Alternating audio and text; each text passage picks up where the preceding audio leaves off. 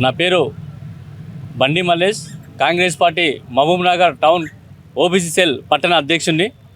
ఈరోజు నాకు నిన్న సాయంత్రం 2 టౌన్ పోలీస్ స్టేషన్ నుంచి ఫోన్ రావడం జరిగింది. మీరు కొంతమంది వ్యక్తులపైన అనుచిత వ్యాఖ్యలతో సోషల్ మీడియాలో వైరల్ చేశారని వాళ్ళు కాల్ చేయడం జరిగింది. ఈరోజు నేను ఇక్కడ రావడం జరిగింది. వచ్చి చేస్తే సార్ వాళ్ళు పోలీసు వాళ్ళు ఏం చెప్తుంటే, మీరు పాషా అనే ఒక వ్యక్తి పైన మీరు సోషల్ మీడియాలో తప్పుడు ప్రచారాలు చేస్తున్నారని మీకు మీద కేసు నమోదని చెప్పినారు.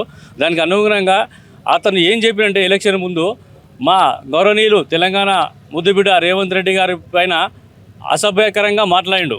తర్వాత మేము ఎలక్షన్లో మా ఎన్నమన ప్రచారం భాగంలో వాళ్ళ ఏరియాకి పోతే ఈ ఏరియా మాది, ఎవరు రాకూడదని కూడా మా ఎమ్మెల్యే గారిని కూడా దూషించడం జరిగింది. కనుక మా మనోభావాలు కూడా దెబ్బతిన్నాయి. కానీ నిన్న ఎవరో రిప్లై చేసిండ్రు, సోషల్ మీడియా వైరల్ అయింది. మేము కూడా రిప్లై చేయడం జరిగింది. కానీ మేము కూడా ఇలాంటివి సృష్టించలేదు, అది ఎంక్వైరీ కూడా చేసుకోమని చెప్పినాము.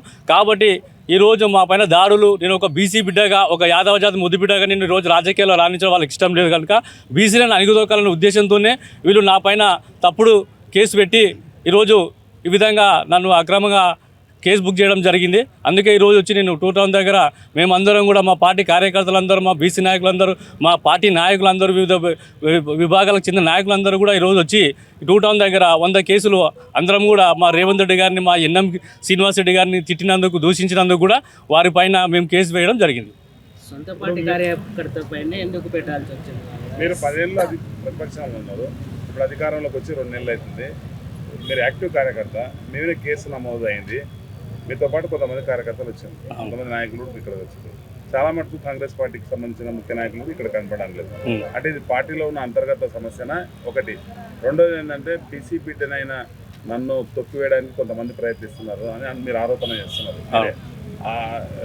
ఆ ప్రయత్నం ఎవరు చేస్తున్నారు? దాని నుంచి వివరంగా చెప్పండి. వాళ్ళు ప్రయత్నం అంటే ఇప్పుడు మేము వద్దని చెప్పినాం. ఎందుకంటే 10 ఏళ్ళ నుంచి కూడా పార్టీ అధికారంలో లేకున్నా కూడా అంత ముందున్న పార్టీ మా పైన ఎన్నో కేసులు వేసి ఎన్నో వేధించింది. అయినా కూడా మేము బెదిరుకోలేదు. రేవంత్ రెడ్డి గారు రాయురాల సభలో కానీ ఎక్కడ సభలో కూడా ఒక్కడే చెప్పిండు, నన్ను నమ్మండి, నా కోసం మీరు రండి, మన పార్టీ గెలిపించుకుందామనే ఉద్దేశంతోనే మేము కూడా 2 సంవత్సరాల నుంచి ఫ్యామిలీని ఇడిచిపెట్టినాం, కుటుంబాన్ని రోడ్డు మీద ఇడిచిపెట్టి మేము పార్టీ కోసం పనిచేసినాం. ఈరోజు వాళ్ళ తిండి తిప్పలు కూడా బంద్ చేసి ఆయన పిలుపునిచ్చిండు. 2 సంవత్సరాలు ఇంట్లో చెప్పిరండి, నేనున్నా మీకోసం, కేసులు వేసినా ఏం వేసినా అధికార పార్టీ మీ ఎంబడి వేసినా అని చెప్పిండు. ఆ విధంగా అదే పిలుపుతున్నాం. 10 సంవత్సరాలు కూడా మేము పార్టీకి పనిచేసి ఈరోజు ఒకప్పుడు ఇదే 10 ఏళ్ళ కిందట కూడా నేను పాలమూరు గడ్డ కాంగ్రెస్ అడ్డాన్ని పెట్టిన అదే ఫేస్బుక్లో కానీ అదే సోషల్ మీడియా కానీ ఈరోజు నిరూపించినాం. దానికోసం కష్టపడి ప్రాణాలను తెగించి అవమానాలు మేము కాదు సార్, మా కుటుంబాలు కూడా అవమానపడ్డాయి. వాడు కాంగ్రెస్ పార్టీలో ఉన్నాడు, వాళ్ళ ఇంట్లో ఎవడు పలానా దావతు పిలవకూడదు, దావతు పిలిస్తే మనం పలానా అధికార పార్టీలను పిలిచినాం, కౌన్సిలర్లను పిలిచినాం, నాయకులు వస్తున్నారు, వీళ్ళని పిలవకూడదు అని చెప్పి మా కుటుంబాలను కూడా అవమానపరుచుకుంటూ ఈరోజు మేము పార్టీకి పనిచేసినాం.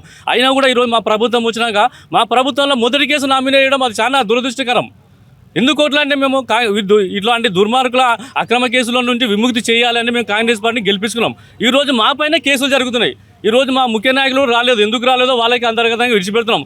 కష్టపడ్డ కార్యకర్త అండగా ఉంటామని చెప్పిన నాయకులు ఈరోజు నిన్న నుంచి వైరల్ అవుతుంది, నా పేర కేసు అవుతుంది, అదే అవుతుంది అని బెదిరించిన కూడా 1 టౌన్కి వస్తావా రావా ఏం చేస్తా, నేను దొంగనా నా ఫోన్ ట్రాప్ చేయనికే?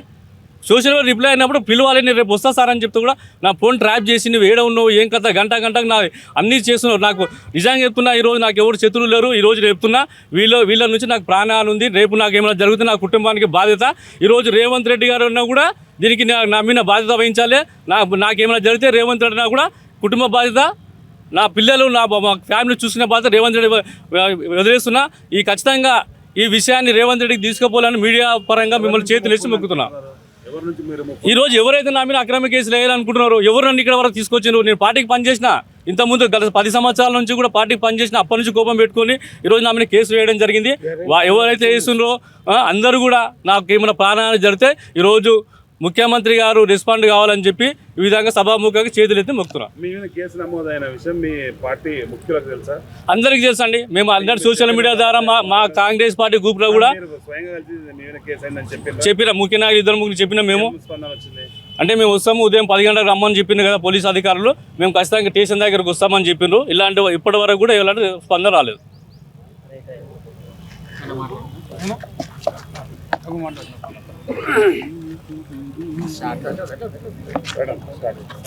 నమస్తే, నా పేరు చలవగాలి రాఘవేంద్రరాజు. నేను గౌరవనీయులైన తెలంగాణ రాష్ట్ర ముఖ్యమంత్రి యనుమల రేవంత్ రెడ్డి గారి సైనికుడిగా మహబూబ్నగర్ నియోజకవర్గంలో పనిచేస్తూ ఉన్నాను.